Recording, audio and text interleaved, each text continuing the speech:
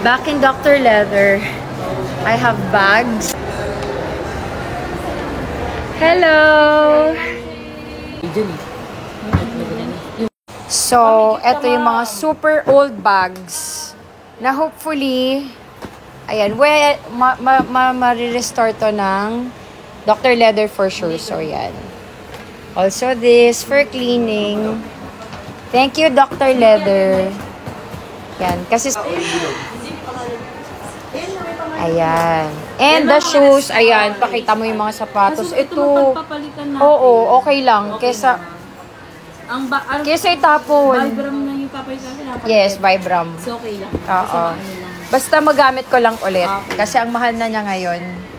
Tapos pa-restore na rin natin na. Sige, bahala kayo kung paano nyo gustong gawin. Ito ma. Ayan, tingnan mo naman. Guys, lubutan. Lubot. Lubot na. Lubot na. Nalubot yan. Diba grabe? Pandemic. Ang Lose lahat na ang Vibram. Oo, so bahala na kayo. Basta gusto ko lang magamit ulit kasi ang mahal na niya ngayon. Ito kasi ma'am. Vibram din to ma'am. Pero lahat. Guaranteeing ma-repair mo. Oo, bahala na kayo basta. So, my shoes are out already from Dr. Leather. Siyempre, hindi na siya, the soles are different na. Like yung lubutan, hindi na siya red. But still, I'm happy that I still get to use them. First, thank you Mama Kat, Dr. Leather for fixing my shoes. Okay, so here's the Valentino. Pinakita ko yung kung gaano sobrang nag-crumble yung sole niya. So it's not the same, but black pa rin naman yun. So okay lang yan. I mean, I don't really mind na iba na yung ilalim. Importante sa akin magamit ko pa. This one is really old and medyo hindi na maganda to. Pero kasi once suot ko na, nako-cover na yan ng feet.